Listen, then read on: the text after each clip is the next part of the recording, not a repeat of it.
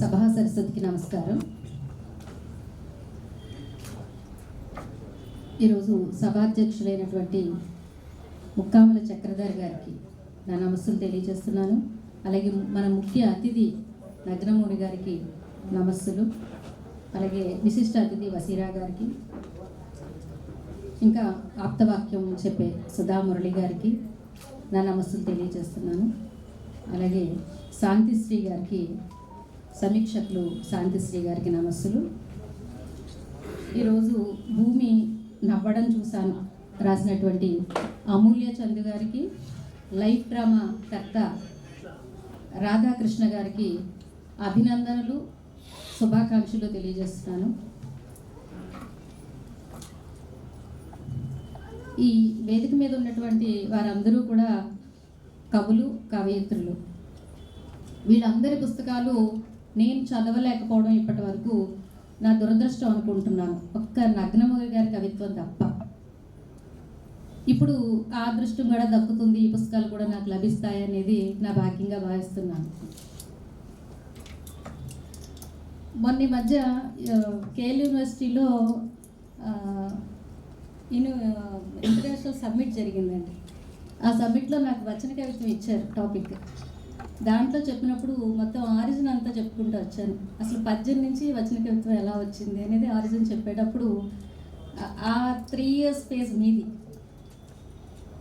దానికి ఆ హీరో మీరే, దిగంబర కవిత్వం. మీ పేరు కూడా రీసెంట్గా నేను అక్కడ స్మరించుకోవడం అనేది నా అదృష్టంగా, ఇప్పుడు మీ పక్కన కూర్చుని స్టేజ్ పంచుకోవడం నా అదృష్టంగా భావిస్తున్నాను. ఇంకా మనం రాధాకృష్ణ గారి కవిత్వానికి వచ్చింది. లైఫ్ డ్రామా రాధాకృష్ణ కర్రి గారి మొదటి పుస్తకం. యవ్వన ప్రవేశ ద్వారంలో ఉన్న ఒక కుర్రాడి కోరచూపుల, ముగ్ధ మురిపంపు పొలకరింతర, ముర్రిపాల నురుగు చిలకరింతర, ఆబగా తాగిన తువ్వాయి మొదటి గుట్టకల, లేచెగురు మేను తాకిన తొలకరి చినుకుల. ఇంతెందుకండి, అప్పుడే తిరగ కలిపిన కొత్త ఆవకాయలా ఉంది ఆవిడ కవిత్వం. పులుపు వగర ఖచ్చితంగా నెయ్యి కూడా వేసి పెడతానండి, నెయ్యి కూడా వేస్తా. పులుపు వగర కమ్మదనం మేళవించినట్లు గమ్మత్తైన రసాస్వాదన కలిగింది నాకు ఈ కవిత్వం చదివినప్పుడు. మొదటి కవితా సంపుటి అయినా కూడా దీనిలో వస్తు వైవిధ్యం, ఆమె కవిత ధార, భావలయాలను చక్కగా సాధించారు తన కవిత్వంలో. కవిత్వంతో సమాజంలో ఉన్న లోటుపాట్లన్నీ సరిదిద్దేద్దాం అనుకుంటే పొరపాటే. అలాగే సరిదిద్దేస్తాం అని ఎవరైనా చెప్పినా కూడా అది సౌద అబద్ధమే. కవి ఆక్రోశం వెళ్ళగక్కడం, విషయం పట్ల ప్రజలకి, పాఠకుడికి ఇంతో అంతో అవగాహన కల్పించడం, వారిని ఉత్తేజితులను చేయడం, ఇంతే జరుగుతుంది జనరల్గా. పాఠకునికి ఆ కవిత్వం చేరిన దాన్ని బట్టి దాని ప్రభావం ఆధారపడి ఉంటుంది. ఒక్కరిని ప్రభావితం చాలు అనే కనీస ప్రయోజనం ఆశించి మాత్రమే కవిత్వాన్ని వెలయిస్తాడు.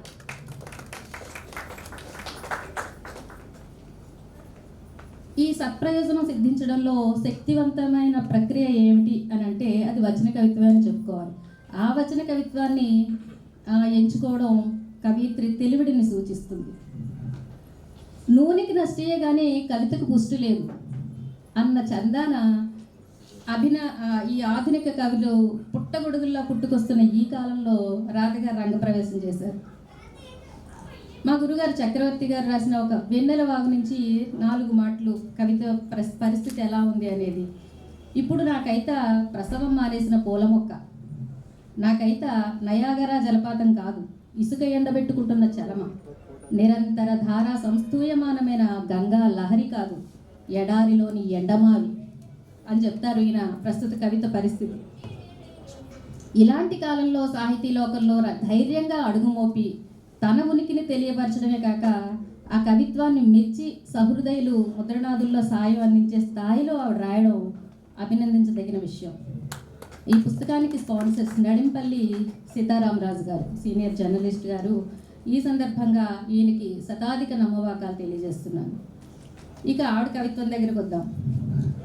ఆధునిక జీవితంలోని శూన్యత, ఒంటరితనం, జ్ఞాపకాలతో ఊహలతో సతమతమయ్యే భావాల సంఘర్షణ, నిస్సహాయత, ప్రేమ కోసం ఆరాటం, వేదన, వెలుగు కోసం నిరీక్షణలతో కూడిన సంవేదన రాగం వినిపిస్తుంది ఈ కవిత్వం చదివినప్పుడు. నాకు టిఎస్ ఎలియట్ గుర్తొచ్చాడు. ఎందుకు గుర్తొచ్చాడు అంటే, ఈ సామీప్యం సారూప్యం ఎందుకు కలిగింది అంటే, ఎలియట్ కవితలో కూడా ఒక సందేహం, ఒక కన్ఫ్యూజన్, తద్వారా కలిగేటటువంటి సంఘర్షణ. అలాంటిదే ఈ కవిత్రిలో కూడా అస్పష్ట ఆలోచనలు, ప్రశ్నలే పెనవేస్తున్నట్లుగా అనిపిస్తుంది. అక్షరాల అసరాతో సమాధానం కోసం వేటలో పాఠకులను కూడా భాగస్వాములను చేసి తనతో పాటు లాక్కెళ్ళిపోతారు ఈ కవిత్రి. ఇది టిఎస్ ఎలియట్ అంటే టిఎస్ ఎలియట్ రాసినటువంటి the love song of J Alfred అనే బుక్లో ఈ సందిగ్ధత ఉంటుంది. కడకంటూ చదివితే కానీ వదిలిపెట్టని ఆసక్తిని రేకెత్తించే కవిత్వాన్ని సృజించారు ఈవిడ. చక్కని ఉపమలు, రూపకాలతో, అలతి పదాలతోనే కవిత్వంలో చిక్కదనాన్ని సాధించడం గొప్పతనం. ఈ పుస్తకానికి ముందు మాటగా ముక్కామల చక్రధర్ గారు రాశారు, యుద్ధం మధ్యలో నిలబడిన కవయిత్రి. ఆయన వాయిస్ ఇంతకు ముందే వినిపించారు కాబట్టి మళ్ళీ నేను చరిత్ర చరణం చేయదలుచుకోలేదు. ఈయన చాలా చక్కని విశ్లేషణతో పాటు ఈమె కవిత్వాన్ని అభినందిస్తూనే చివరిలో ఒక మంచి సూచన కూడా చేయడం ఈయన గొప్పతనం. అదేంటంటే, మీ చుట్టూ ఉన్నదానికి ఆవల చాలా ఉంది, మీకు దాన్ని కనిపించనివ్వని లోకం చుట్టూ ఉంది. అది అసలు విషయం. ఆ ఆవల ఏముందో తెలుసుకునే అవకాశం లేని ప్రపంచం మీ చుట్టూ ఉంది, అది కప్పేస్తుంది. కానీ అది చూడగలిగితే మీకు అసలు విషయం తెలుస్తుంది. ఆ ప్రపంచంలో, మీ చుట్టూ ఉన్న ప్రపంచంలో ఏముంది అంటే ఆహా ఊహ అనే పొగడ్తలు తప్ప విమర్శలు ఉండవు అక్కడ. అదే నిజం అనుకుంటాం మనం. అది లోకం కాదు అని చెప్పేవారు మీకు శత్రువుల్లా కనిపిస్తారు. ఇది అక్షర సత్యం. ఇది నిజం తెలుసుకోగలిగితే అసలు రియాలిటీ ఏంటి అనేది మనకు తెలుస్తుంది. అంటే ఇది కదా అసలు దార్శనికత అనిపించింది నాకు. ఇది తెగడ్తలాగే కనిపిస్తుంది, పొగడ్తలా కనిపించదు. కానీ ఇదే అసలైంది ఏ విషయం అంటే, వర్ధిష్ణువులకు ఇవ్వాల్సిన మార్గదర్శకత్వం ఇది. అంటే ఆహా ఓహో నీ అంతటి వాడు లేడు అంటే ఏమవుతుంది? మా శరములపై శిరస్త్రాణాలు కూడా దాచలేనటువంటి 2 శృంగాలు మొలుస్తాయి. ఆపై ఎవ్వరూ కత్తిరించలేని ఉచ్చములు కూడా బయలుదేరుతాయి. అప్పుడు కాగితాలు మేసే అప్రయోజక అంగాలుగాను, కుకవులుగాను స్థిరపడిపోతాం. ఇది అంత మంచిది కాదు సమాజానికి. కాబట్టి ఇలాంటి దార్శనికుల అవసరం చాలా ఉంది. ఇక కరణం కళ్యాణ్ కృష్ణ గారు ఈరోజు నాకు వచ్చారు సార్. ఆయన రాశారు ముందు మాట. తర్వాత ఆయన సృజించారు పాబ్లో నెరుడా గారి వాక్యాల్ని సృజించారు ఆయన. Poetry is memory turned into flame అన్నారు. పోయిట్రీ అనేది ఏంటి అంటే, మన మెమరీయే ఒక జ్వాలగా మారింది పోయిట్రీ అని చెప్పారు ఆయన వాక్యాలవి. అయితే మెమరీ అంటే ఏంటి? ప్రజెంట్ కాదు, ఇప్పుడున్నది స్థితి కాదు కదా, గతం. అంటే గతాన్ని తెచ్చుకుని దాన్ని పాలిష్ చేసి దాన్ని ఒక ఫ్లేమ్గా తయారు చేయడమే పోయిట్రీయా అంటే అలా కాదు. ఆయన వివరణ, పాబ్లో గారి వివరణ ఎలా ఉంటుందంటే, memory as a fuel. Memory అనేది ఒక ఫ్యూయల్. ఎలాంటి ఫ్యూయల్ అంటే, కవికి ఒక ఫౌండేషన్ లేదంటే ఒక ఇన్స్పిరేషన్ ఎక్కడి నుంచి వస్తుంది, అదే మెమరీ అని చెప్పారు ఆయన. అదనమాట, ఆ ఇన్స్పిరేషన్ ఎక్కడి నుంచి అయితే పుడుతుందో దాన్ని మెమరీ అన్నారు. కానీ గతం కాదు. గతం తెచ్చి చాలామంది కవులు రాస్తుంటారు, నేను అప్పుడెప్పుడో ఈత కొట్టాను, అప్పుడెప్పుడో ముంజికాయ బండి దోసుకున్నాను, ఇలాంటివన్నీ చెప్తూ ఉంటారు. అక్కడ బ్రతకడం అంత మంచిది కాదు. అది ఫ్లేమ్గా మారడం గురించి ఏం చెప్పారు అంటే, ఆ మెమరీ ఒక కవికి ఒక రా మెటీరియల్గా చెప్పారు ఆయన. తర్వాత ఫ్లేమ్ గురించి చెప్తే, ఆ ఫ్లేమ్ ఏం రిప్రజెంట్ చేస్తుంది అని అంటే, ద ఫ్లేమ్ ఆఫ్ ప్యాషన్. అంటే ఒక ఇంటెన్స్ ఎమోషన్స్ అనమాట.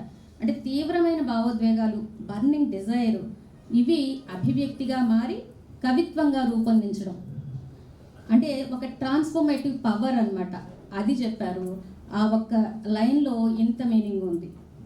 ఇక మళ్ళీ సుధామురళి గారి దగ్గరికి వస్తే, ఆవిడ ఎన్నో ప్రశ్నల సంపూర్ణ అంటూ శీర్షిక పెట్టి చక్కగా ఒక ఎమికబుల్గా, ఒక ఫ్రెండ్లీగా రాసినటువంటి చక్కని సందేశం ఇచ్చారు. ఆవిడ చెప్తూ, రాధమ్మే కవిత్వం అయిపోయారు అని చెప్పారు. ఇందాక మన చక్రధర్ గారు కూడా చెప్పారు కవిత్వం అయిపోవాలి అని. రాధమ్మ కవిత్వం అవుతూనే ఉండాలి, లైఫ్ డ్రామాకు తెరలు తీస్తూనే ఉండాలి అన్నారు. అంటే డ్రామా ముగిసిన తర్వాత ఏమవుతుంది, తెర దించేస్తాం. లైఫ్ డ్రామా అన్నారు, డ్రామా అయిపోగానే తెర దించేయాలి కదా. కానీ ఈవిడ కవిత్వం ఎలాంటిదంటే తెరలు తీస్తూనే ఉండాలి, అంటే డ్రామా బై డ్రామా వస్తూనే ఉండాలి అని ఈ మాట వాడడం నాకు ఔచిత్య శోభితంగా కనిపించింది. తర్వాత కవి చెప్పాలనుకున్నది తన మీద పెట్టుకుని రాయడం ఒక పద్ధతి, దీన్ని ఆత్మాశ్రయ ధోరణి అంటాం. అయితే ఈ పద్ధతిలో రాయడానికి తనే ఆ పాత్ర అయిపోవాలి. అంతగా తదాత్మ్యం చెందినప్పుడే ఎవరికి చెప్పదలుచుకున్నామో వారికి సూటిగా చేరుతుంది, కవిత్వం పండుతుంది. ఇక ఈవిడ చెప్పిన 4 వాక్యాలు చూస్తే నేను ఎక్కువ టైం తీసుకోనండి. నాలోని నీవు ఒకటి వినిపిస్తాను మీకు. నిత్యం నీతో యుద్ధమే, గెలిపిస్తూ ఓడిస్తూ గెలిపిస్తున్నావో అర్థం కావడం లేదు. నిత్యం నాతో ఆటలే, బలపరుస్తూ బలహీనం చేస్తున్నావో, బలహీనతల నుండి బలం చేకూరుస్తున్నావో అంతు చిక్కడం లేదు. నిత్యం నా తలపులే భావ తరంగాల్ని ప్రేరేపిస్తూ కవిత్వపు అడ్డుగోడను కడుతున్నావో, అడ్డుగోడలను ద్రవింపచేసే భావనలను పెంచుతున్నావో తెలియరావడం లేదు. ఒక్కటి మాత్రం అర్థమైంది, నన్ను వీడని నీడలా ఉంటూనే మనసుకు తప్ప కనుచూపుకు కానరాని దూరాన ఉన్నావని, నాలోన అల్లంత దూరాన ఉన్నావని అని చెప్పారు. ఇది బయటికి వినిపించడానికి ఎలా ఉంటుందంటే ఒక ప్రేమ కవిత్వంగా, ఒక పవిత్ర ప్రేమ భావాన్ని స్ఫురింప చేస్తూనే తాత్వికతను ధ్వనింప చేయడం. ఇక్కడ ప్రౌఢ కవులకు తప్ప వాళ్ళకే సొంతం అనుకునే ఒక మంచి టెక్నిక్ ఇది. దాన్ని చక్కగా పట్టుకోగలిగే రాధ ఇక్కడ. నువ్వు ఉన్నావని తెలుస్తుంది అన్నారు, అలాగే దూరంగా ఉన్నావని కూడా తెలుస్తుంది. అంటే ఇంక ఇక్కడ తెలుసుకోవాల్సింది ఏంటంటే ఎక్కడున్నావో తెలియకపోతే కదా వెతకాలి, ఎక్కడున్నావో తెలిసిపోయింది కాబట్టి మరి ఇంక నిన్ను ఎలా పట్టుకోవాలి అనేది మాత్రమే ఇక్కడ మనం తెలుసుకోవాల్సింది భగవంతుడి గురించి ఆలోచిస్తే. ఇంకా హనన హోమం అనేది కూడా చక్కని కవిత.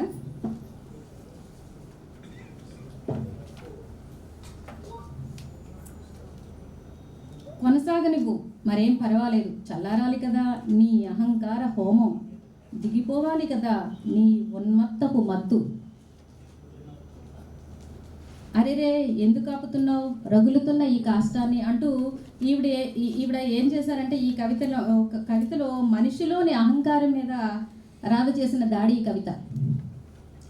మనసు లోపలే అంటే మన లోపలే, ఆ మాటకు వస్తే ప్రతి మనిషిలోనూ ఉంటుంది ఈ అహంకారం అనేది. అది జాగృతిలోనూ లేదంటే సుప్తావస్థలోనూ ఏదో ఒక స్థితిలో ఈ అహంకారాన్ని ఖచ్చితంగా పరిహరించాలి అంటూ హెచ్చరించే ప్రయత్నం చేశారు ఈవిడ. అలాగే హనన హోమం శీర్షిక ఉంచడంలోనే ఆమె భావ తీవ్రత మనకి ఇక్కడ అర్థమవుతుంది. దీని ముగింపు అహంకారి ఇప్పుడు శాంతి వచనాలు వల్లెవేయకు, కాలుతున్న దేహాల సాక్షిగా నీ ఘనత గతి తప్పిన గత చరిత్రే, నువ్వు తప్ప మిగలని ఇంకో ఆధునిక శ్మశానానికి కాపరి నీవే అని చెప్పారు ఈ కవితలో.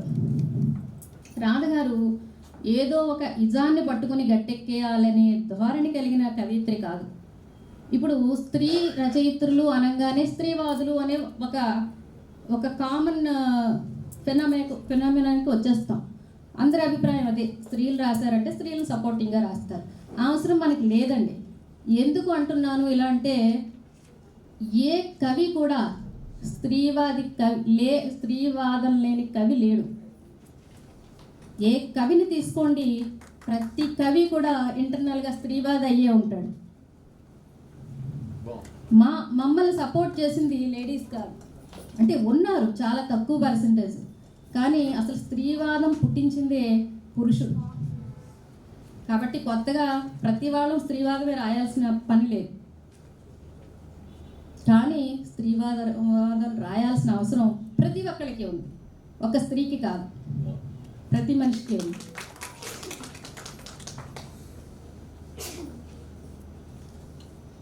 ఈవిడ కొంచెం వెర్స్టైల్గానే ఉంది, ఈవిడ భావం వెర్స్టైల్గా ఉంది అని చెప్పడానికి నిదర్శనం ఏంటంటే ఈవిడ చూపించిన వస్తువు వైవిధ్యం.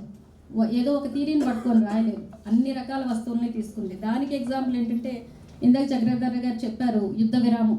యుద్ధ విరామం గురించి రాశారు. అంటే సంక్షోభ పరిస్థితులను వర్ణించారు. అలాగే రాజకీయం, సాంఘిక స్థితిగతులు, ఆత్మ పరిశీలన, ఇంకా అంతరంగ ఆవిష్కరణ కూడా చేసే ప్రయత్నం చేశారు. వేధించి వెంటాడే జ్ఞాపకాల దొందరలను విప్పారు. ప్రేమ, స్త్రీ నిస్సహాయతలు, ఇవి ఆమె భావ విస్తృతికి నిదర్శనాలుగా మనం చెప్పుకోవచ్చు. యుద్ధ విరామం కవితలో ఈ టైంలో బాగా కనెక్ట్ అవుతాం ఈ కవితకి, ఎందుకంటే యుద్ధ విరామంలో ఉన్నాం కాబట్టి మనం బాగా కనెక్ట్ అవుతాం. ప్రస్తుత పరిస్థితులు అలాంటివి కాబట్టి. ఈ కవితలో ఆకలి నిద్ర కలుసుకునే లోపు తెగిపడ్డ దేహాలు వాటిని ఎడం చేస్తున్నాయి అంటూ రాస్తారు. ఆకలి నిద్ర కలుసుకునే లోపు ఎవరికి కలుసుకుంటాయండి ఈ రెండు? బడుగువాడికి కలుసుకోవు కదా. ఈ కలుసుకునే లోపే మధ్యలో యుద్ధం. అంటే లేని వాళ్ళకి ఏ రోజు ఆ రోజు పెట్టను కొట్ట పొయ్యిలో పెట్ట అంటారు, ఏ రోజు ఆ రోజే. అలాంటి పరిస్థితుల్లో యుద్ధం వస్తే ఏదో ఉన్నవాడు కొన్ని రోజులు బాగానే తింటాడు, కానీ లేనివాడి పరిస్థితి ఏమిటి అనేది మనం ఆలోచించాలి. ఇక్కడ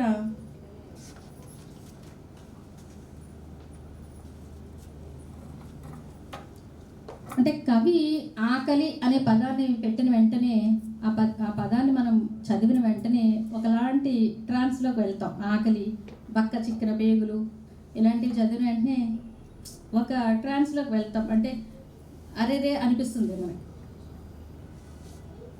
అలాంటి టైంలో ఈవిడ ఏం చేశారంటే తర్వాత సెంటెన్స్ ఏం వేశారంటే దేహాల డంపింగ్ యార్డ్లు రాబందులు దావత్ చేసుకుంటున్నాయి. పైన రెండు లైన్ల ముందు ఆకలి ఉంది, తర్వాత మూడో లైన్లో దావత్ ఉంది. అంటే ఈ రెండిట్ల మధ్యన పాఠకుడు ఏం చేస్తాడు అంటే, ఈ రెండిట్ల మధ్యన ఒక తీగ మీద నడవాల్సిన పరిస్థితి పాఠకుడికి. అంటే ఈ దావత్ అనే పదం ఆకలి వెయిట్ పెరగడానికి దోహదం చేస్తుంది. ఆ వెయిట్ ఏం చేస్తుందంటే పాఠకుడు గుండె మీద పడుతుంది, ఆ గుండె భారం మరింత పెంచుతుంది. అంటే ఇక్కడ దేని గురించి చెప్పాను అంటే పదప్రయోగంలో ఔచిత్యం గురించి ఇది ఉదాహరణగా తీసుకోవచ్చు. ఇలాంటిదే ఇంకొకటి చూస్తే సున్నితపు త్రాసు. ఇది ప్రేమలో ఓడిపోయిన పడతి వేదనను ఆవిష్కరించారు. ఇక్కడ నాకు అనిపించింది సున్నితపు త్రాసు అని పెట్టారు కదా, సున్నితపు త్రాచు అని పెట్టి ఉండాల్సిందే అనిపించింది. ఎందుకని అంటే ప్రేమ అనేది మునుపు ఆడపిల్లల్ని ఎక్కువగా కరిచేది ఈ త్రాచు, కానీ ఇప్పుడు మగవాళ్ళని కూడా సేమ్ రేషియోలో కరుస్తుంది. అంటే ఈ విధంగా సమానత్వం సాధించాము అని మరి మేము జబ్బలు జరుచుకోవాలేమో నాకు తెలియదు. సమానత్వం సిద్ధించిందని మరి మేము మురిసిపోవాలో సరిపెట్టుకోవాలో తెలియదు. కానీ ఎక్కువ అంటే ఆ దిశగా ప్రయాణిస్తున్నాం అండి. సంధికాలం కదా, కొన్నాళ్ళకి సమానత్వంలోనే మిగులుతుంది.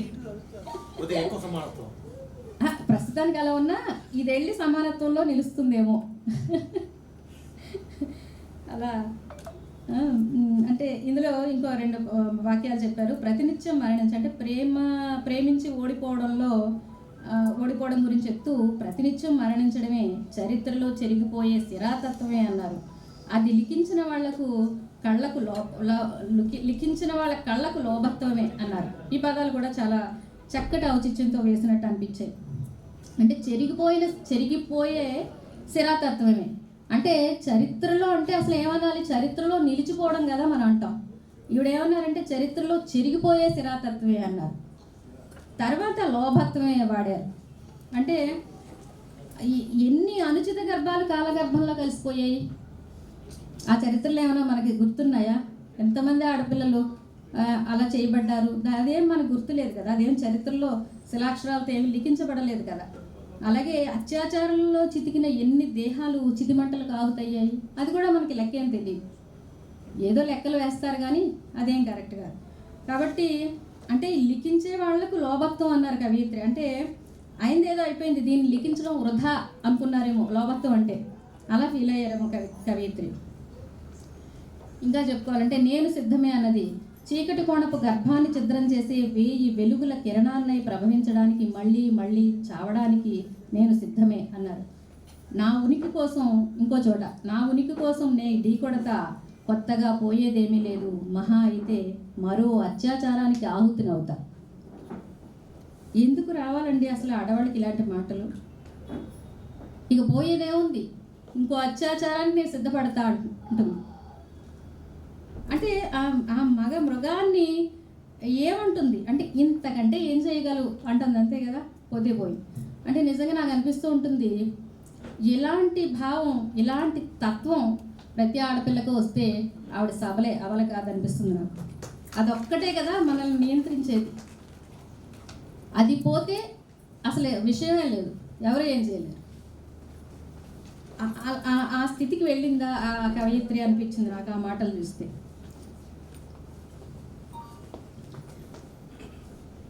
ఇంకా ఇలా చాలా చక్కని కవిత్రం వెలయించారండి. నాకు చాలా టైం అయింది కాబట్టి నేను పెద్దలు ఉన్నారు కాబట్టి నేను ఇంతటితో ముగిస్తాను. ఇంకా లైఫ్ డ్రామా అనేది ఒక మంచి కవిత, అది కూడా చెప్పాలనుకున్నాను. కానీ సరే, ఏమైనా కవిత్రికి సగటు సత్యవకి ఉండవలసిన మౌలిక లక్షణాలన్నీ కూడా అంటే చాలా తక్కువ సమయంలోనే ఆవిడ ఒడిసిపట్టారని చెప్పుకోవాలి. అంటే వ్యుత్పత్తి ప్రతిభ కూడా ఉండనే ఉన్నాయి, ఇక అభ్యాసం కూడా అందిపుచ్చుకుంటే ఉత్తమ కవయిత్రిగా ఆవిడ కూడా ఎదుగుతారు అని హృదయపూర్వకంగా ఆకాంక్షతో మరోసారి అభినందనలతో నా ఇది ముగిస్తున్నాను. Thank you.